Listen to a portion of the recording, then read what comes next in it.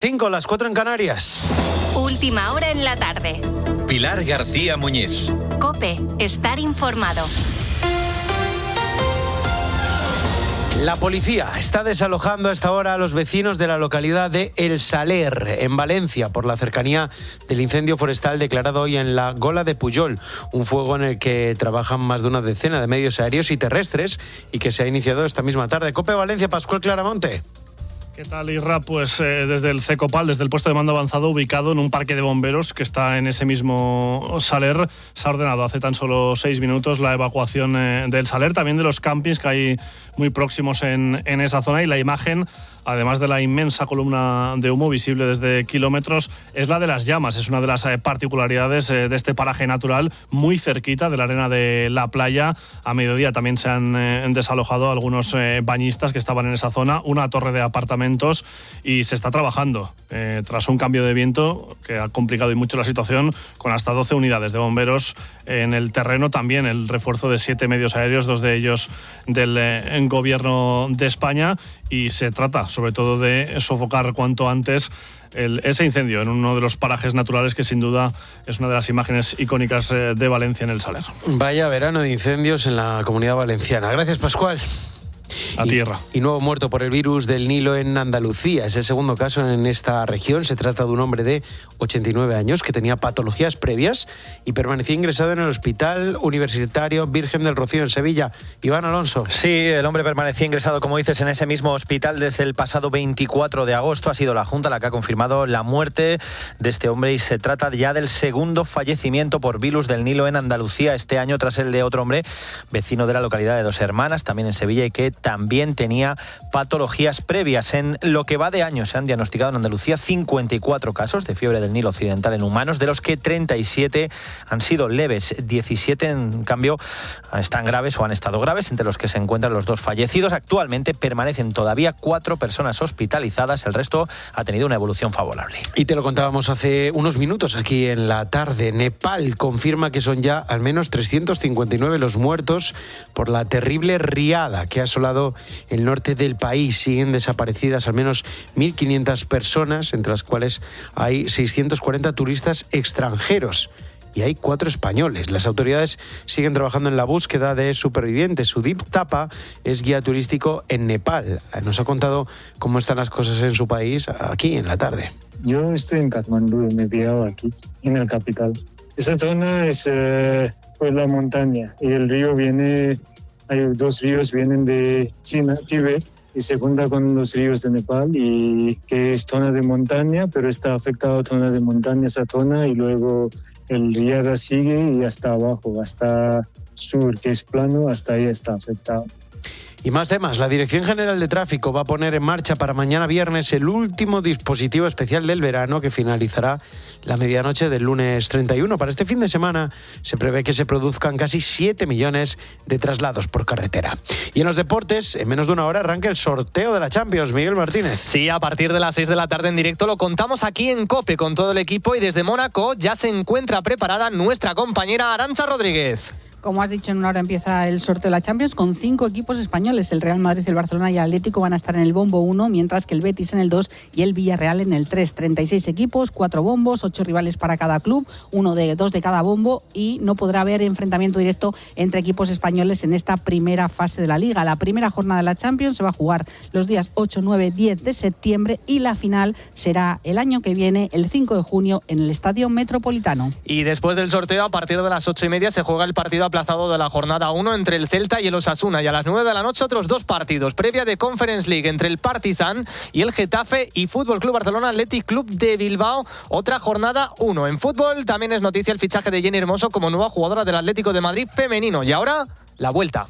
¿Quieres vender tu coche rápido y sin complicaciones? En HR Motor no te tienes que encargar de nada. Y si traes su historial de mantenimiento, te pagamos más por él. En 20 minutos te lo compramos y al mejor precio, con puntos de venta por toda España. Vende tu coche en HR Motor. HR Motor, descubre tu concesionario más cercano en hrmotor.com y ven.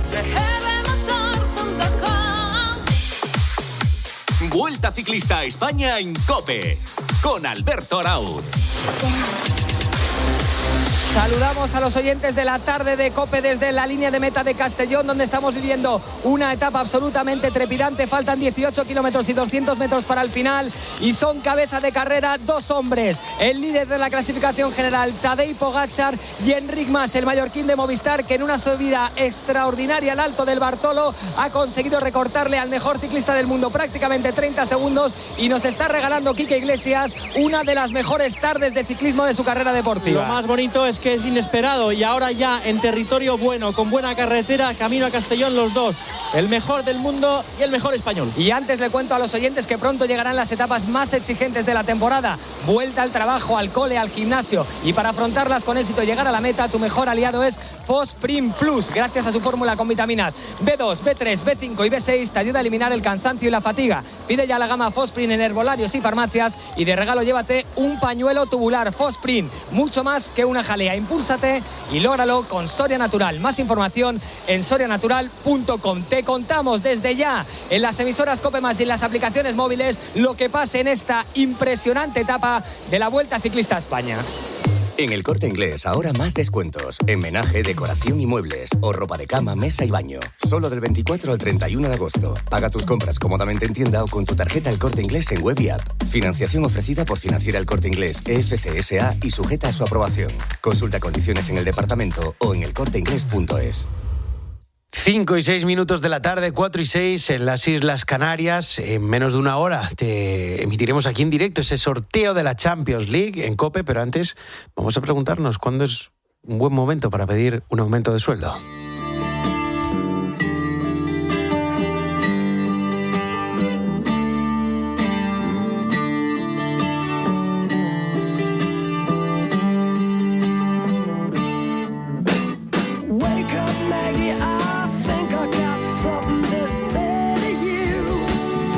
Sigues en esta tarde de COPE, la tarde de Pilar García Muñiz. Yo soy Israel Remuñán y voy a estar contigo, eso, lo que te digo, hasta que llegue el sorteo de la Champions, una horita.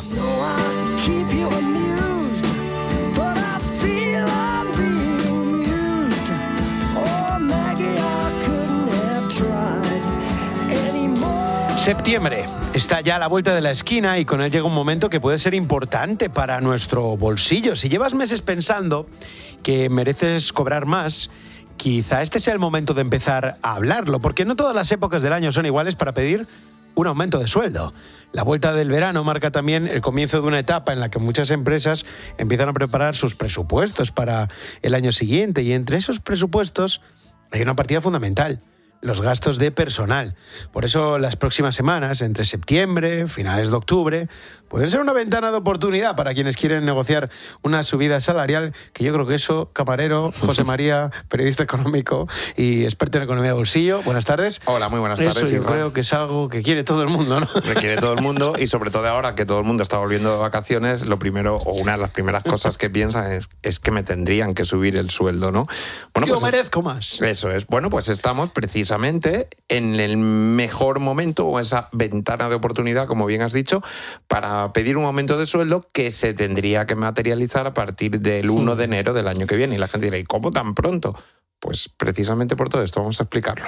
¿Por qué es esa ventana de oportunidades? La primera pregunta, ¿septiembre, octubre es cuando se cierran los presupuestos? Claro, porque ahora, una vez que pasa el verano, las empresas, esto va como una especie de efecto dominó. Primero son las grandes empresas las que ya empiezan a ver cuáles van a ser sus ingresos y cuáles pueden ser sus gastos el año que viene, luego pasan a las medianas y luego a las pequeñas, ¿no? Entonces, estos 2 meses, septiembre y octubre, es cuando realizan esas cuentas, cuando ya prevén cómo va a ser 2027 en la parte de los ingresos, muy bien, facturación, y en la parte de gastos, y lo que más pesa, entre otras muchas cosas, pero lo que más pesa en los gastos de una empresa, que es los sueldos. Por lo tanto, es el momento de decir, ajusta el sueldo mío a la alza para que a partir del 1 de enero sea lo que todos decimos, lo que me corresponde. Es importante hacerlo antes de que los presupuestos estén cerrados, ¿no? Sí, por eso digo que a partir de ahora, de este reinicio de curso, es un buen momento para plantearlo y no dejarlo ir más allá. Yo diría, vamos a poner el 1 de noviembre, Todos los Santos, ¿no?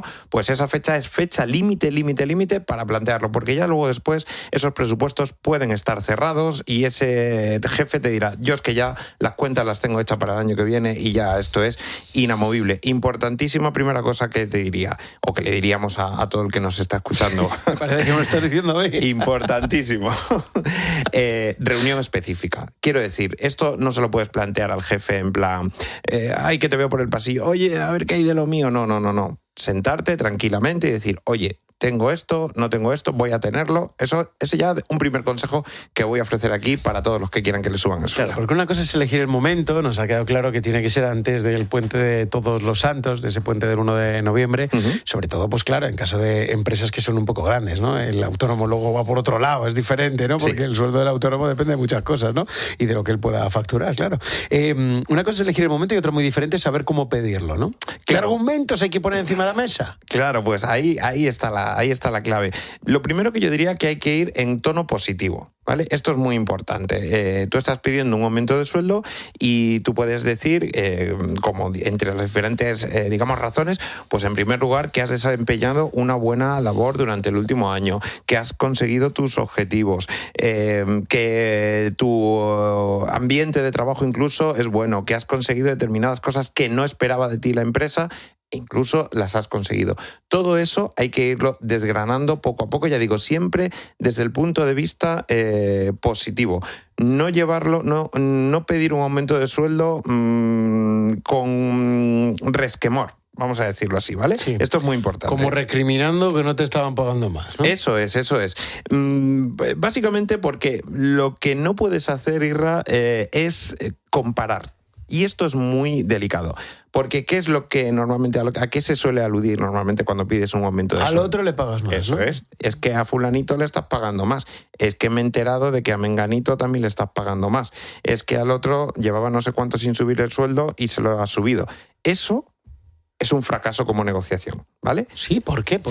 Porque al final, lo primero porque te puedes llevar una mala sorpresa y una mala contestación de, pues si se lo he subido a menganito, es por algo. Eso ya, y ahí ya la negociación. Ya la negociación ha fracasado por completo.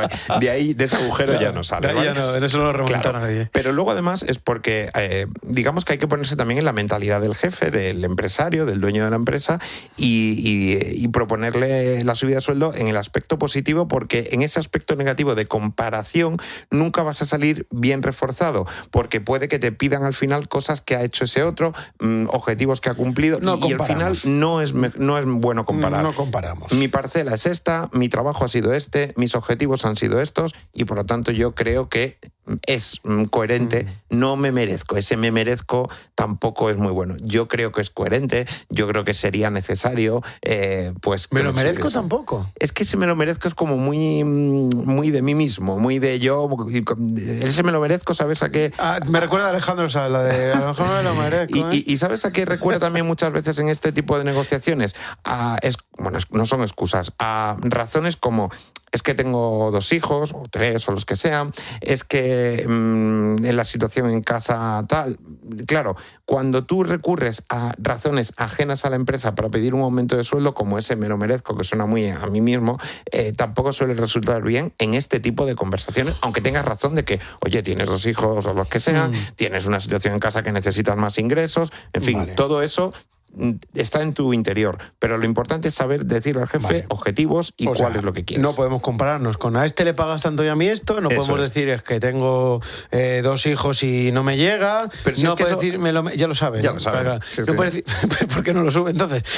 Claro, se podría preguntar el empleado. Luego está el me lo merezco, tampoco funciona, el que suena a recriminar tampoco funcionaría. Lo que funciona es decir, pues creo que es oportuno o es coherente una subida porque estoy haciendo esto y esto, y lo de porque llevo mucho tiempo cobrando lo mismo o que la subida no ha sido tanta, ¿eso se puede decir? Bueno, eso sí se puede decir, evidentemente, porque ahí tienes una razón, fíjate, meramente económica, que es la subida de la inflación, y en teoría los sueldos por lo menos tienen que subir lo que suba la inflación, por lo tanto, ahí sí que tienes algo, una barra a la que agarrarte, ¿no? Y más si no te lo han subido en los últimos años. Por lo tanto, por ahí sí que se puede ir, porque eso muchas veces luego te dicen, ay, es que yo no recordaba que no te había subido el sueldo hace tanto tiempo.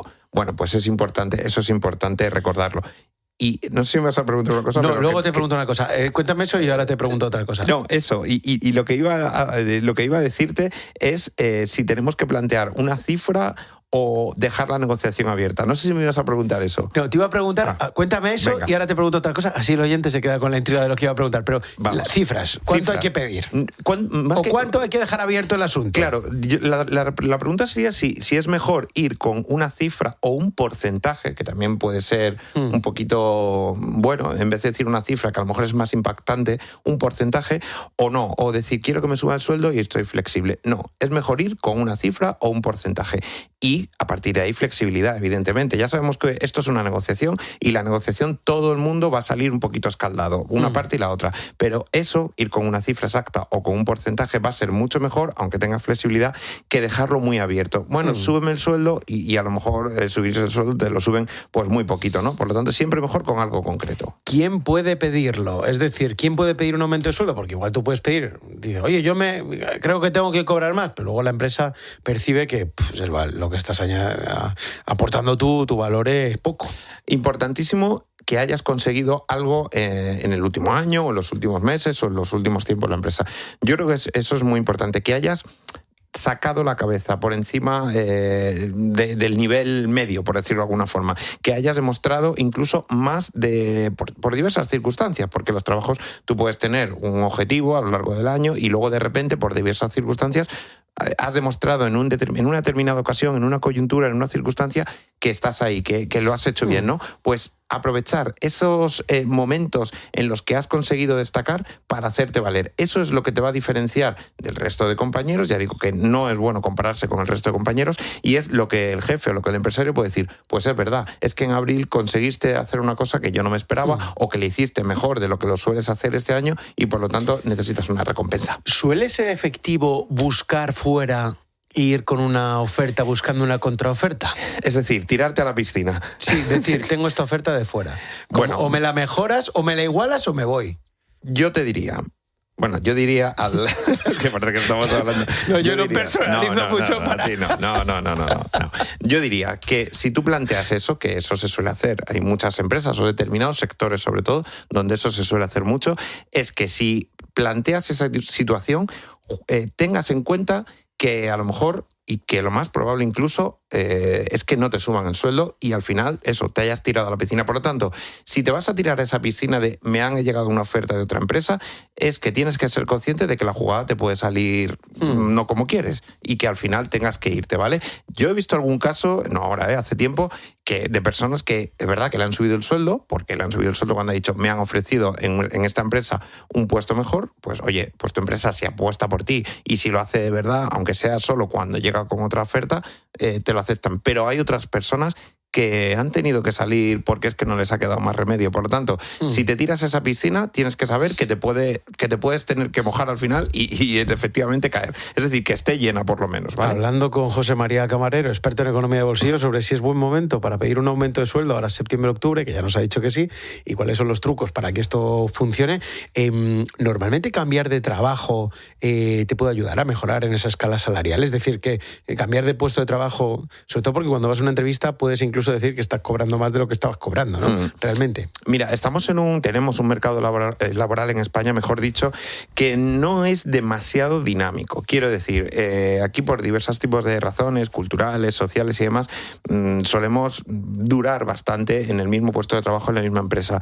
Pero esto pasa mucho entre los jóvenes. Cada vez van cambiando más. Cada vez hay más rotación. ¿Por qué? Y más rotación no es porque no aguanten en un trabajo, sino porque les sale otra oportunidad y no tienen miedo a irse a otra empresa, a cambiar. Es bueno cambiar de empresa, pero no porque odies a la empresa donde estás trabajando, sino porque es bueno conocer otras dinámicas, otras formas de trabajar, otros horarios incluso, otras funciones, quitarte un poquito los vicios que después de 10, 20 años, pues todo el mundo tenemos, evidentemente. E incluso hay gente que se va a otras empresas y luego vuelve, porque ha dejado... Lo importante en esto, Irra, es dejar un buen rastro donde hayamos estado, donde estemos, donde donde el jefe nos respete, nosotros le respetemos, aunque nos vayamos a otra empresa, dejar un buen rastro porque la vida da muchas vueltas y nunca se sabe. Pero hay gente, claro, que se va y que luego vuelve. Y eso es muy interesante, ¿no? Y estar acostumbrados a este dinamismo que nos da un poquito de aire fresco. Me quedo con algunas claves, que es buen momento antes del 1 de noviembre para pedir un aumento de sueldo, esa sería la primera clave. Que lo de este otro cobra más que yo no funciona. Para nada. Que recriminar que cobras poco no funciona. Que decir me lo merezco, no llego a fin de mes y ir por el lado personal no suele funcionar tampoco. Y que hay que poner ejemplos concretos de valor que tú aportas a la empresa, ir con una actitud positiva e ir con una cifra. Eso es, una cifra, un porcentaje. Y ya lo último, si fracasa esa negociación, yo creo que también es muy importante, vamos a decirlo, no es un fracaso como tal, es una expectativa, vamos a dejarle una expectativa que no se ha cumplido. Pero si no nos suben el sueldo o no nos lo suben lo que queríamos, tenemos otras opciones.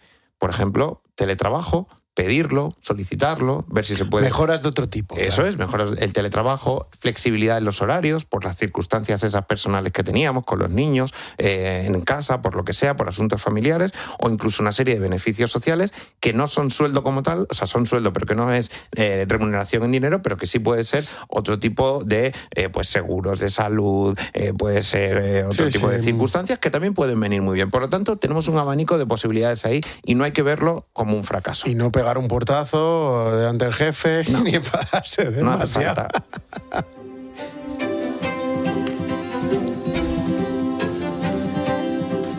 Vamos a cambiar, camarero, completamente de asunto, pero seguimos hablando de decisiones que afectan directamente a nuestro bolsillo. Uno puede pensar que recibir una herencia siempre es una buena noticia, una vivienda, una cuenta bancaria, unos terrenos, pero heredar también puede significar recibir deudas y tener que afrontar impuestos. Por eso cada vez hay más personas que dicen que no. Fíjate, en España se registraron cerca de 56.000 renuncias a herencias en 2025, un incremento del 195% respecto, por ejemplo, a 2011, aunque el máximo histórico se alcanzó en 2023 con más de 56.000 renuncias. Camarero, ¿qué nos quieren decir estos datos? A mí me parecen súper preocupantes. Pues mira, hay dos realidades detrás de ese dato de las renuncias a la herencia. El primero tiene que ver con que se trata, posiblemente, y es así, con herencias que tienen deudas. Es decir, todos tenemos la sensación, como bien has dicho, que cuando recibimos una herencia, pues podemos recibir una vivienda, una cuenta bancaria, un fondo de inversión, un plan de pensiones del fallecido, un seguro de vida, en fin, de todo, ¿no? Pero las herencias también incluyen deudas que tenga ese fallecido, o que pudiese tener, con la Seguridad Social, con Hacienda, un préstamo que no ha terminado de pagar, en fin. Y eso también forma parte de la herencia. Entonces, buena parte de esas renuncias se explican porque buena parte de esas herencias incluyen deudas. Y por lo tanto, el heredero no las quiere asumir. Y al no querer asumirlas, rechaza toda la herencia, ¿vale? Esa es una parte de lo que explica las renuncias a las herencias. Y la otra parte tiene que ver con los impuestos, evidentemente. Es verdad que en los últimos años se ha acelerado la tendencia de que la mayor parte de las comunidades autónomas tienen bonificaciones muy grandes para los herederos. Bonificaciones que yo diría tuvieron su germen inicial en la Comunidad de Madrid desde hace ya mucho tiempo y que luego poco a poco han ido extendiéndose a la mayor parte de las comunidades autónomas. Entonces, ¿qué pasa? Que a pesar de estar muy bonificado, puede darse la circunstancia de que una vivienda que valga o que esté valorada en mucho dinero, por lo que sea, eso hay que tributar luego por ello. Y esa tributación hay que pagarla. O sea, tú imagínate que una vivienda que tenemos o que recibimos de 500.000, 600.000, 700.000 euros de valor, pero no tenemos para pagar lo que le corresponde en el impuesto de sucesiones, el dinero. Entonces, en ese caso, ¿qué pasa? Pues también se acogen a las renuncias. O sea, esas son las dos explicaciones. Pero eso es muy triste, ¿no? Te dejan una casa que han pagado tus padres con un esfuerzo, tus abuelos con un esfuerzo, te llega a ti y como no tienes 80.000 euros para pagar, el líquido, te tienes que renunciar. Es verdad que esa circunstancia no se da tanto, por eso que digo de las bonificaciones que la mayor parte de las comunidades autónomas, ya con Madrid a la cabeza, van teniendo en el impuesto de sucesiones y donaciones. Pero sigue ocurriendo y explica, junto a los fallecidos que murieron con deudas sin pagar, esas renuncias a las herencias, ese incremento de las renuncias a las herencias. O sea que si heredo una vivienda, pero también hay una hipoteca, deudas con Hacienda, con la Seguridad Social o con un banco, O te quedas con todo el paquete o te quedas sin nada. En principio, sí. Es decir, las herencias lo forman todo. Lo que se llama en la banca los activos y los pasivos. Es decir, los bienes, que ya sabemos cuáles pueden ser, vivienda, dinero, fondos, cuentas bancarias, pero también las deudas. Las deudas también se heredan. Y esto es algo que no solo no se conoce, sino que hay mucha gente que no conoce que ese fallecido tenía deudas. Por diversas circunstancias de la vida. Sí, bueno, que puede no ser transparente uno todo lo que eso debe. Es, y te enteras en el momento del fallecimiento. Por lo tanto, digamos que es un pack. Funciona como un pack completo que, en principio, o lo asumes o lo dejas. La renuncia ya sabemos lo que implica, que no te quedas con nada, y te liberas de cualquier tipo de responsabilidad ante Hacienda, ante la Seguridad Social o ante el banco. Y si te dejan solamente deudas, tú puedes renunciar. O sea, puedes renunciar directamente, ¿no? Puedes renunciar. Tú, si renuncias a la herencia, renuncias a todo. A lo que recibes bueno, por decirlo de alguna forma, y a lo que recibes malo. Pero hay una posibilidad, que esto tampoco se conoce muchas veces, que es aceptar la herencia a beneficio de inventario. Esto es un término un poco notarial, que no se asuste nadie. Te lo voy a explicar como casi todo para que lo entienda todo el mundo. Aceptar la herencia a beneficio de inventario es que tú puedes tener dudas de decir, uy, yo creo que esta herencia algo debe esta persona que ha fallecido, a lo mejor es un tío o alguien un poquito más lejano, que no son los padres, ¿no? Porque normalmente de los padres sí se conoce. Sí que lo conoces, claro. Uy, yo esta herencia tengo dudas. Bueno, pues si tienes dudas, lo que se hace es a beneficio de inventario es decir, bueno, esta persona que tenía una vivienda, una cuenta del banco y un fondo de inversión, vale, ¿qué debía? Pues debía un préstamo al banco y tenía deudas con la Seguridad Social. Se calcula para ver si sale en positivo o en negativo. Y entonces a partir de ahí tú decides si lo aceptas o si lo rechazas, ¿vale? Eso es importante, a beneficio de inventario se llama, porque cuando vas al notario lo tienes que decir así, aunque el notario te lo va a decir. Pero esa es la posibilidad que tenemos económica para no llevarnos un susto de aceptar una herencia, que es lo primero que hacemos, y luego decir, ostras, si ahora le tengo que pagar a Hacienda dinero de esta persona que lo debía. Pues el beneficio de inventario sirve para eso. José María Camarero, experto en economía de bolsillo de la tarde de COPE, gracias y hasta la próxima. Gracias, Isra.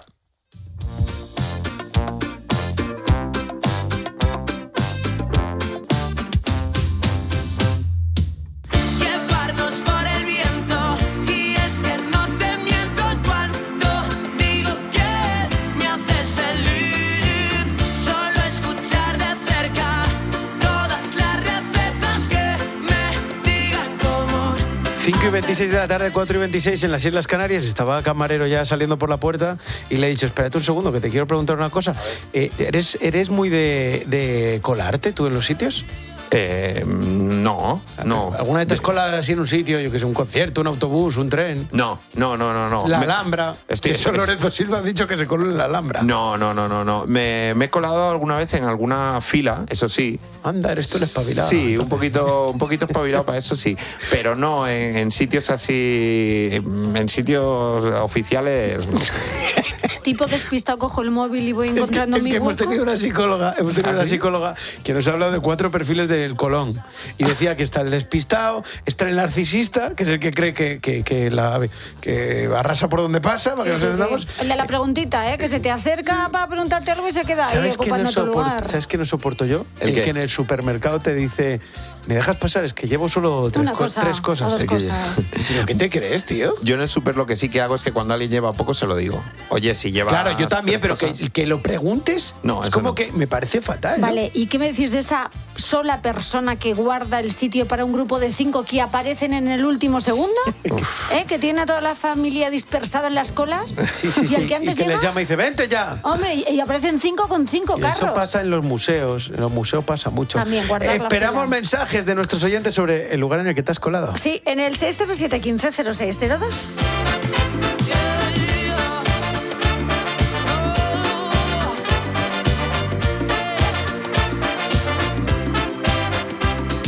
La tarde. Pilar García Muñiz. COPE. Estar informado. Acaba el día con la mejor información. Acaba el día con Ángel Expósito. Estoy viendo la frontera del Tarajal, estoy viendo Castillejos y es indescriptible. Aquí hay muchísimas, más de 10.000 personas dispersas y te puedo asegurar que ya se ven chavales por la calle deambulando. Desde las 7 de la tarde, todo pasa en la linterna de COPE. Estos sí son unas segundas rebajas, solo en Rapimueble. Dormitorio juvenil compacto 389. Conjunto de matrimonio de canapé más colchón 354 euros. Más ahorro, más ofertas, más barato. Segundas rebajas en Rapimueble. Estamos muy cerca de ti y en rapimueble.com. El seguro de coche de Línea Directa es uno de los mejor valorado en España. Vaya temazo, ¿eh? Valorado. Y otra. Valorado. Cámbiate y te mejoramos el precio de tu seguro directamente. Llama al 917-700-700 o entra en lineadirecta.com. Soy Aida, de Carglass. Como especialistas en lunas, siempre te ofrecemos el mejor servicio. Por eso, puedes pedir tu cita directamente en Carglass, por teléfono o en nuestra web. Así de fácil. Además, te ayudamos con los papeles del seguro. Carglass cambia, Carglass repara. En El Corte Inglés, ahora más descuentos. En menaje, decoración y muebles. O ropa de cama, mesa y baño. Solo del 24 al 31 de agosto. Paga tus compras cómodamente en tienda o con tu tarjeta El Corte Inglés en web y app. Financiación ofrecida por Financiera El Corte Inglés, EFC SA y sujeta a su aprobación. Consulta condiciones en el departamento o en elcorteinglés.es. ¿Has perdido pelo y pospones la decisión? Confía en Insparia gracias a su exclusivo trasplante con tecnología Bot Hair Ultra Plus. Permite extraer más unidades foliculares y la recuperación es más rápida. Resultados muy naturales y duraderos con todas las garantías médicas. Recupera tu pelo en Insparia. Sabes que un plan será perfecto cuando tienes cerca a los tuyos y brindas con Malabrigo, el tinto con el que siempre aciertas, que te saca una sonrisa y te invita a seguir bebiendo. Elegancia, personalidad y pura calidad con el sello personal de José Moro en Bodegas Cepa 21. Tu verano suena a disfrute. Tu verano suena a Malabrigo. ¿Quieres vender tu coche rápido y sin complicaciones? En HR Motor no te tienes que encargar de nada. Y si traes su historial de mantenimiento, te pagamos más por él. En 20 minutos te lo compramos y al mejor precio, con puntos de venta por toda España. Vende tu coche en HR Motor. HR Motor, descubre tu concesionario más cercano en hrmotor.com y ven.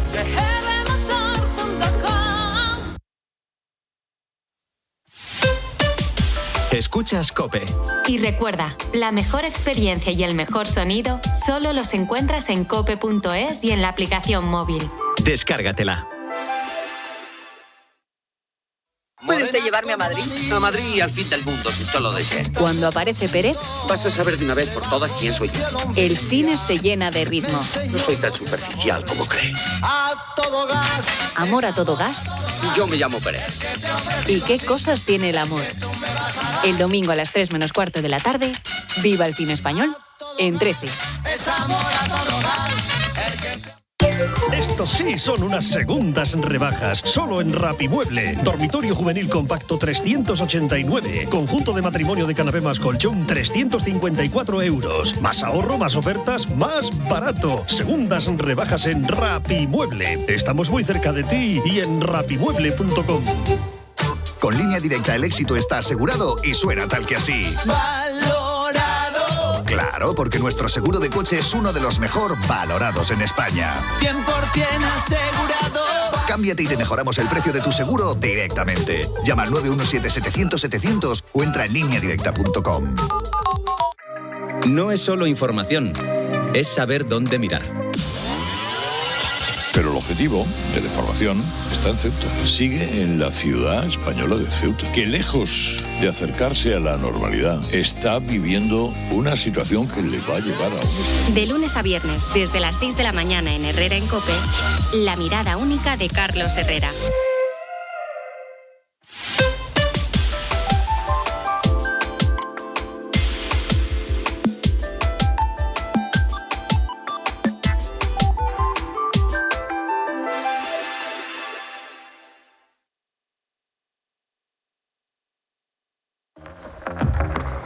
La tarde. Pilar García Muñiz. COPE. Estar informado.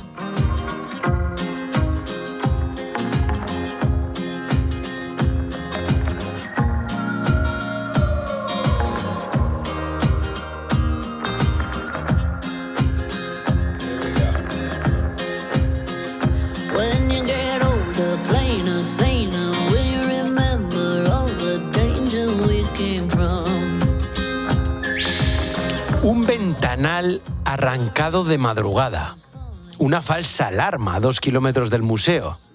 Y en cuestión de minutos, la desaparición de uno de los grandes tesoros arqueológicos de Europa. Ha ocurrido esta madrugada en Villena, en Alicante. Unos ladrones han entrado en el MUVI, el Museo de Villena, y se han llevado gran parte del tesoro de Villena, un conjunto excepcional de piezas de oro, plata, hierro, ámbar y otros materiales de la Edad de Bronce.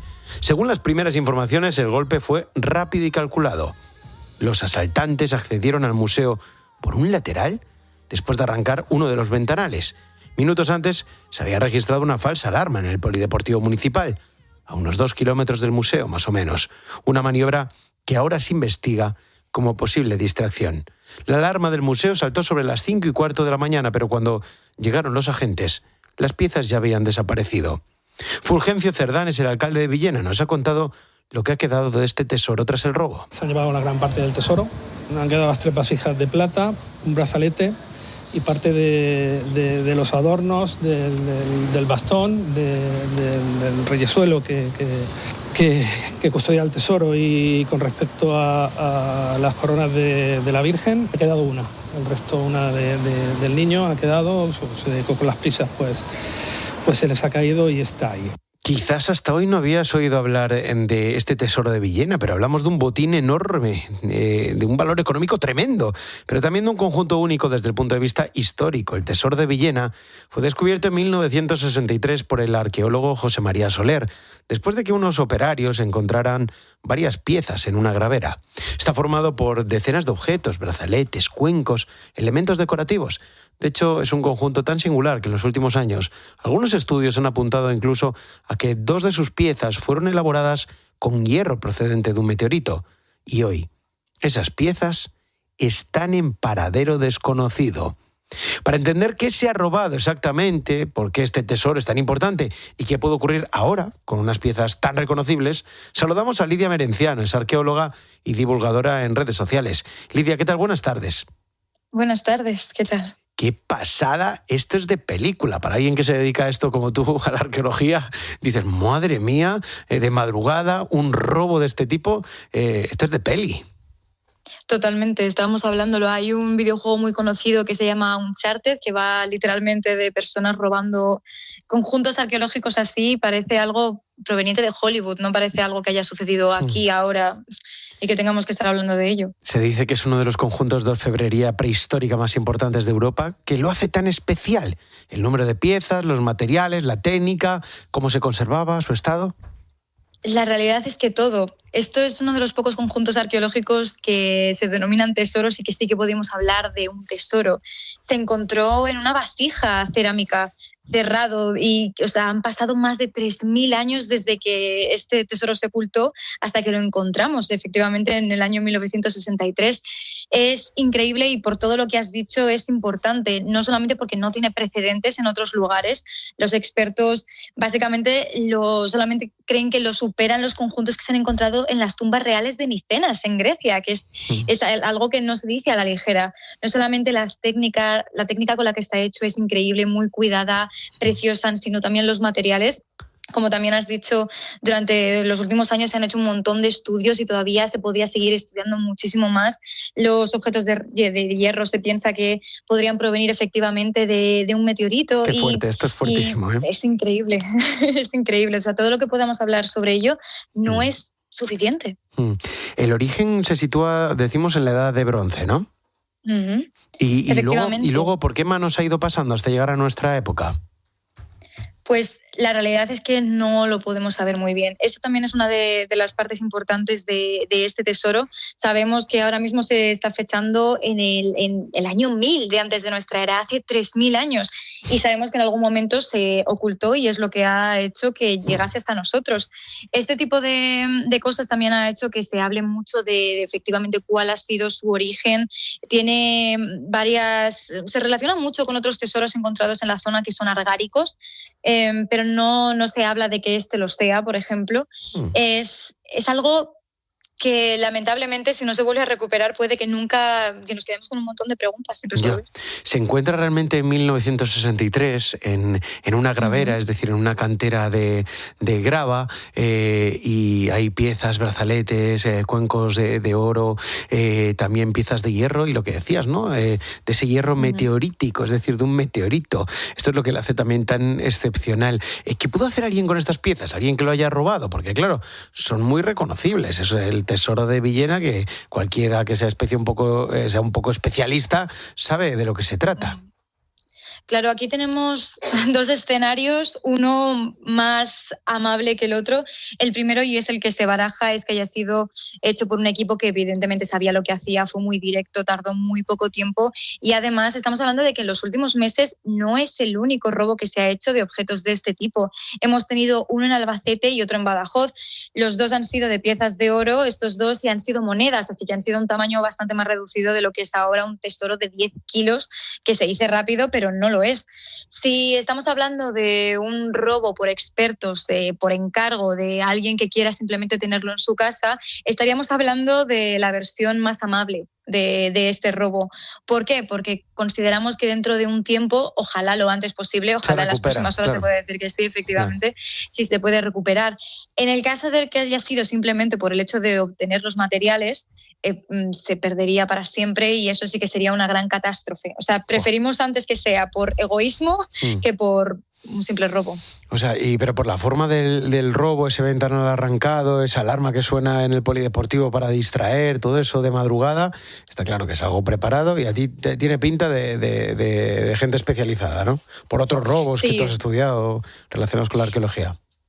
Sí, o sea, realmente igual no habría llamado tanto la atención si se tratase de un caso aislado, pero estamos hablando de que en los últimos meses, todos ellos desde mayo hasta ahora, ha habido al menos otros 2 robos, 3 en este caso, en los que ha habido un modus operandi muy similar, que puede ser que no tenga nada que ver. Eso, por supuesto, son simples hipótesis que hacemos ahora mismo con todo lo poco que tenemos sobre la mesa, pero es muy probable que esto suceda, sobre todo porque no se suelen atacar museos arqueológicos para buscar piezas de valor. Sería mucho más fácil atacar cualquier otro sitio. Claro. Lidia Merenciano, arqueóloga, divulgadora, gracias por estar en la tarde, y ojalá ese tesoro de Villena pueda encontrarse pronto. Eso espero. Muchas gracias a ti. Bueno, el robo del tesoro de Villena entra ya en esa lista negra de grandes robos de patrimonio. Y Ana Huertas, buenas tardes. Hola Isra, buenas tardes. No es el único caso reciente, lo decía Lidia, que parece sacado de película. Efectivamente, mira, vamos a ir por uno de los más sonados y recientes, que ha sido el del Louvre en París. Fue en octubre de 2025, no hace ni siquiera un año. 4 ladrones entraron en la galería de Apolo y se llevaron varias joyas de la corona francesa valoradas en unos 88 millones de euros. Se fue tremendo con la grúa. Madre mía. Lo hicieron a plena luz del día, claro, en cuestión de minutos, utilizando, como dices, una grúa, una plataforma elevadora para acceder al museo y herramientas para romper las vitrinas. Se llevaron piezas vinculadas a la monarquía francesa del siglo XIX, tiaras, collares, pendientes, broches, joyas históricas que no son simples objetos de lujo, ¿no? Y durante la huida dejaron caer una de las piezas más simbólicas, la corona de la emperatriz Eugenia, que fue recuperada, dañada, pero al menos recuperada. Pero el resto del botín, a día de hoy, Isra, sigue sin aparecer. La verdad es que ver estos ladrones huyendo y que cae la corona de la emperatriz Eugenia, eso es tremendo, y queda tirada ahí en la carretera. Bueno, hay varios detenidos por este robo ya, ¿verdad? Sí, ¿no? La investigación ha avanzado, se han producido varias detenciones, hay sospechosos imputados, pero lo malo, como decíamos, es que las joyas principales siguen sin recuperarse, y el temor en estos casos pues es siempre el mismo, que las piezas se desmonten, se transformen y se pierdan para siempre, porque se venden, a mercados diferentes, etcétera. A cualquier punto del mundo. Ese robo del Louvre recuerda también al de la bóveda verde de Dresde, en Alemania, 2019, en este caso, Ana. Sí, los ladrones entraron en uno de los museos más antiguos de Europa y robaron joyas históricas del siglo XVIII de la llamada bóveda verde, como dices, que es una de las colecciones de joyería y artes decorativas más importantes del continente. Eran piezas que fueron encargadas por los príncipes de Sajonia con diamantes brillantes y piedras preciosas, y es que este botín estaba valorado en más de 100 millones de euros, aunque su valor cultural incluso era mayor. Claro. Años después, lo bueno es que buena parte de las joyas fueron recuperadas, no todas, pero bueno, en 2023 5 hombres fueron detenidos y condenados por aquel robo. Hay otro caso reciente en Países Bajos. Sí, en el Museo Drent. Fue en enero de 2025, hace también relativamente poco. Un grupo entró en el Museo Drent y utilizando explosivos, robó, más de película aún, robó varias piezas de oro procedentes de Rumanía. Esto es muy curioso. Es un casco de oro de Cotofenesti, que es el municipio en el que se encontró, ¿vale? Y 3 brazaletes dacios. Este casco de Cotofenesti tiene más de 2.500 años y es una de las piezas más importantes del patrimonio rumano. Durante meses, bueno, pues eso, se temía que pudieran haberlos fundido. Sí, este es otro de los miedos que hay con el tesoro de Villena. Claro, que se funda y claro, es que son piezas muy reconocibles, entonces no les pueden dar salida, ¿no? Si no lo hacen así.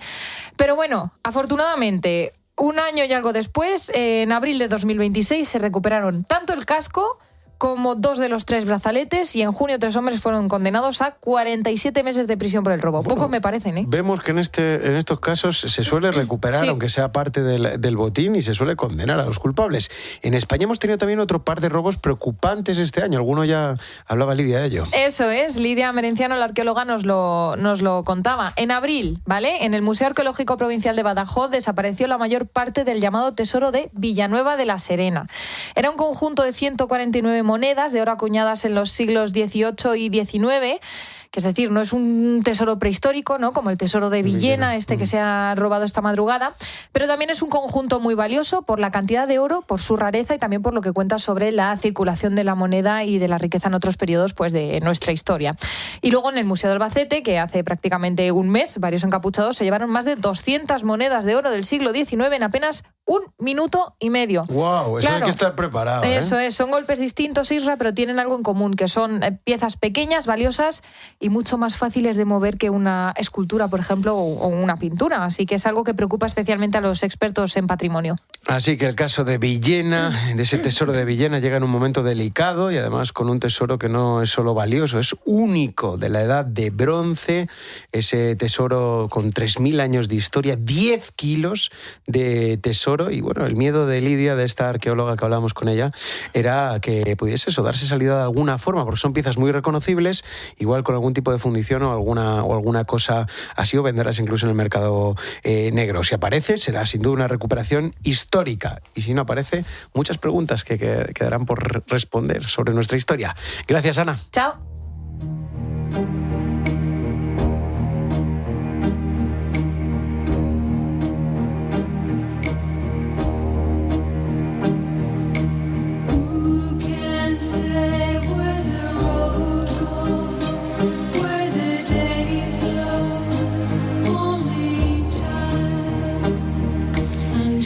Este verano parece ser el verano de los amantes del cielo y de la astronomía. El pasado 12 de agosto pudimos ver en gran parte de España un eclipse solar total. Es algo único, tan único que nadie vivo lo había visto por ahora. Fue una pasada.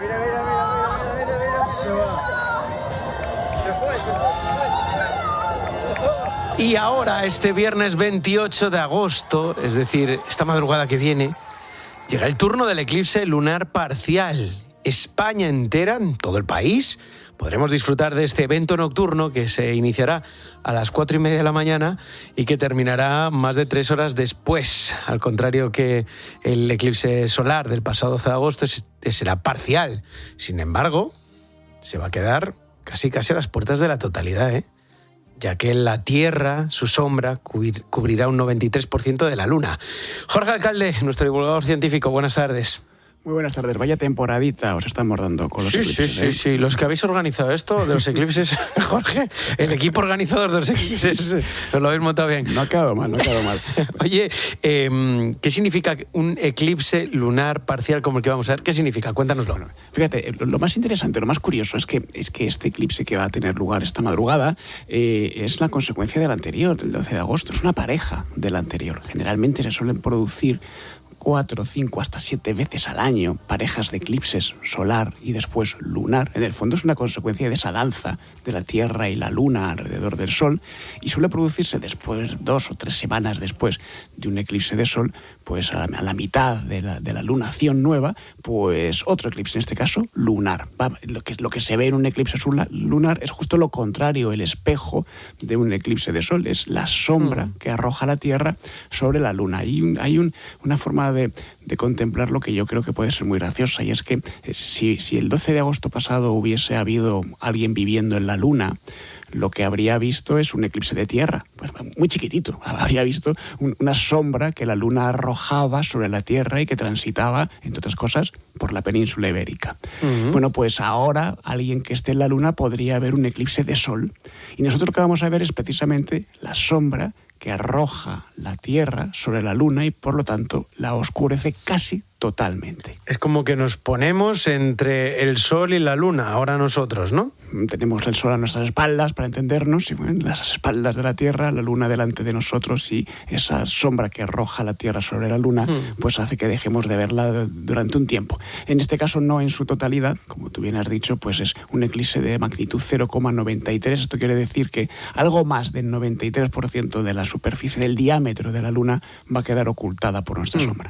Esto en toda España se puede ver, no es como el otro que era una parte sola en la que veía la totalidad, sino en toda España más o menos lo mismo. Sí, de hecho se puede ver en prácticamente todos los lugares del mundo donde sea de noche en ese momento y donde se pueda ver la Luna. Lo que pasa es que sí es verdad que en buena parte de la península ibérica y en las Islas Canarias se va a ver con una gran magnitud y podemos llegar pues en su momento de máximo esplendor a esa magnitud 0,93. ¿Y qué es lo que vamos a ver exactamente? ¿Vamos a ver como una sombra que va avanzando y que va ocultando la Luna o cómo vamos a verlo? La Luna brillante, ese brillo que produce precisamente el reflejo de la iluminación del Sol, ¿no?, que llega hacia nosotros, pues esa Luna se va a ver oscurecida poco a poco desde uno de sus laterales. Esa sombra va a avanzar poco a poco y en un momento determinado, al principio del eclipse, lo que se espera es que esa sombra se enrojezca en un fenómeno similar al que ocurre con los atardeceres. La radiación del Sol que nos llega filtrada por la atmósfera y bueno, pues se descomponen los diferentes colores del Sol y es el color más naranja el que llega hasta nuestros ojos, de manera que veremos una suerte de mancha anaranjada que se va comiendo poco a poco la Luna.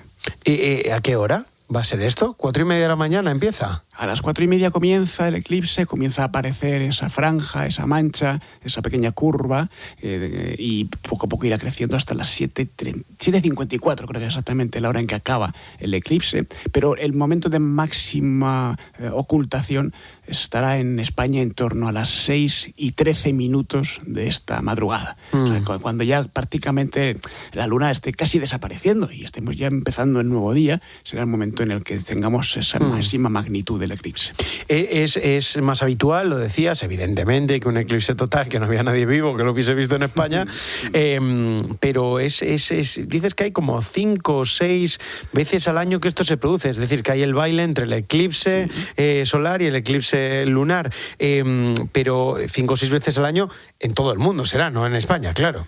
Claro, sí, la diferencia entre que un eclipse sea más o menos habitual no es que se produzca, porque se produce constantemente cada vez que se dan las condiciones para que la Tierra, el Sol y la Luna se encuentren en la posición adecuada, y esto ocurre más de una vez al año. Otra cosa es que se pueda ver.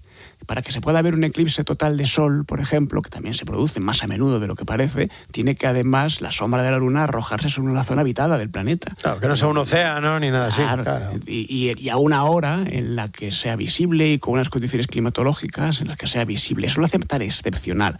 Los eclipses de Luna, tanto parciales como totales, son más habituales y además ocurren casi siempre en zonas tan grandes como casi la mitad de la Tierra, donde es de noche en ese momento. Claro. Se pueden ver desde muchos más lugares. Es más probable que haya seres humanos tan locos como para estar mirando al cielo a esas horas y buscando un eclipse.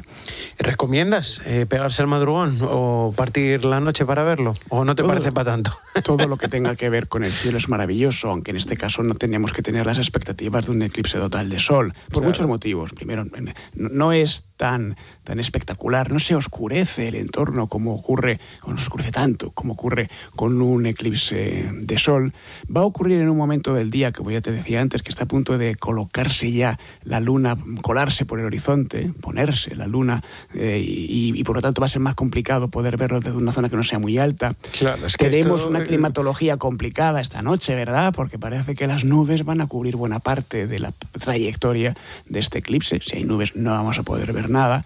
Bueno, en cualquier caso, para los apasionados de la astronomía siempre es un momento interesante para hablar del sol, de la luna, para hacerlo con amigos, con nuestros hijos y mirar un poquito al cielo. Claro, pero el caso es que te pegues el madrugón para estar en una ciudad y luego que dices, ¿dónde está la luna? ¿Dónde está? Pero si se está casi poniendo, ¿no? Claro. Se te puede chafar, ¿no? Quien quiera hacerlo, que es muy recomendable, de todas maneras, si quiera madrugar o quiera trasnochar, cada uno haga con su cuerpo lo que quiera, pues lo importante es que se vayan a una zona alta. En este caso no hay que tomar ninguna precaución, no hay que poner sin gafas ni nada. Bueno, si te las pones no vas a ver nada, claro. Sin ningún problema, pero sí en una zona alta, libre de edificios o de árboles, porque la luna va a estar bajita, va a estar solo a 15 grados y eso quiere decir que ya está a punto de ocultarse. Jorge Alcalde, nuestro divulgador científico, gracias. Feliz madrugada, otras noches, lo que queráis. Un abrazo. Un abrazo, Jorge. Pues 4:30 de la mañana, ese eclipse lunar que podrán ver los que quieran pegarse el madrugón, los que quieran trasnochar. Y bueno, en una zona alta, porque si no la luna, pues no lo vas a poder ver, porque está a 15 grados, solo lo has escuchado. Llevamos toda la tarde hablando de gente que se cuela en sitios. Rosa Rosado, ¿algún mensaje más de los oyentes? No sé si nos da tiempo a poner esta pillada, ¿no? Bueno, ¡ay, no! Pues entonces, solamente recordarle a los oyentes que no siempre sale uno con éxito de estas cosas de cuando se cuela, porque a veces es que te pillan, ¿eh? Entonces, bueno, cuidadito con esto, a ver cómo salimos del paso. Yo pensé que teníamos más tiempo. Pues nos vamos yendo ya. Oye, yo ahora te cuento un poco de noticias y te quedas con el sorteo de la Champions. Enseguida volvemos.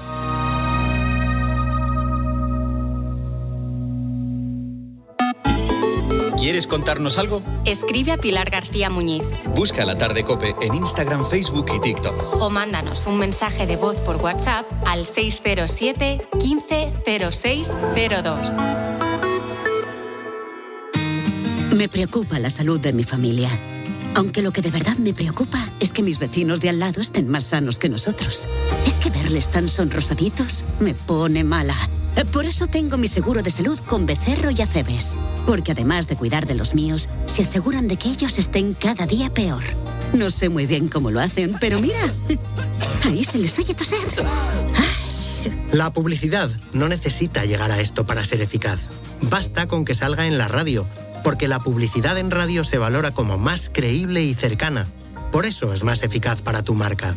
Hazte inolvidable. Anúnciate en radio. Agosto pasa volando. Cuando te quieres dar cuenta, se han acabado las vacaciones. Por eso, si este verano vas a aprovechar agosto, aprovéchalo de verdad y estrena ese Kia que llevas tiempo esperando. Durante este mes, consigue condiciones especiales en tu concesionario oficial Kia. Haz el agosto con Kia. Kia. Movement that inspires. Ahora en El Corte Inglés tienes hasta un 50% de descuento en una selección de colchones de las mejores marcas. Financialo hasta en 12 meses. Últimos días hasta el 31 de agosto. El mes del descanso en las rebajas del Corte Inglés. Paga tus compras cómodamente en tienda o con tu tarjeta El Corte Inglés en web y app. Financiación ofrecida por Financiera El Corte Inglés FCSA y sujeta a aprobación. Consulta condiciones en el departamento en elcorteinglés.es. Soy Marc Márquez. En una carrera tienes que evitar que otros ocupen tu lugar. Y cuando proteges tu casa, también. Y es que, cuando cada segundo cuenta, en Verisur detectamos antes un intento de ocupación para dar aviso inmediato a la policía, enviándoles las pruebas necesarias para evitarlo. Para proteger tu casa frente al robo y la ocupación, confía en Verisur. Llama al 900-666-777. Verisur. Hay mucho nivel sobre el terreno de juego en Ocasión Plus, David. Esto promete, Manu. Ya lo creo. Arranca la tasación. Comienza el tiki-taka. Esta es la jugada que puede decidirlo todo. Necesita una oferta ganadora. Buena compra, Manu. Puede. Va. 24 horas. ¿Con qué facilidad resolvió? Sin complicaciones. Ven a por más. Venga. Ocasión Plus. Diferencias entre hacer un arroz o un sabroz, versión Radio Fórmula. Un arroz. Cae varios puestos en nuestra lista. Un sabroz. Y nuestro número 1, el hitazo del momento, ¿eh? Si vas a hacer un arroz, elige Brillante Sabroz y hazte un auténtico experto en arroz porque queda siempre en su punto. ¿Vas a hacer un arroz o vas a hacer un sabroz? Escuchas La Tarde. Y recuerda, la mejor experiencia y el mejor sonido solo los encuentras en cope.es y en la aplicación móvil. Descárgatela. Ya tengo cita con mi médico de siempre. ¿Seguro? Claro, con Nara Salud Reembolso elijo especialistas fuera del cuadro médico sin preocuparme. Pues me cambio a Nara. Para lo importante, las cosas claras. Si quieres cuidarte, tu sitio es Nara. Seguro de salud reembolso. La libertad de elegir. La tranquilidad de estar siempre cubierto. Infórmate en naradigital.es o llama al 91 387 4199.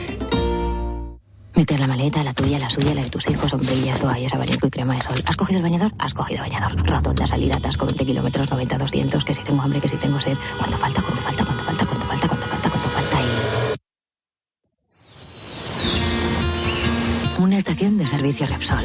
Uf, qué bueno es parar. Sobre todo cuando tienes buen café, tus chocolatinas favoritas, irresistibles bocadillos de jamón y los mejores servicios en carretera. Se hace camino al parar. Repsol.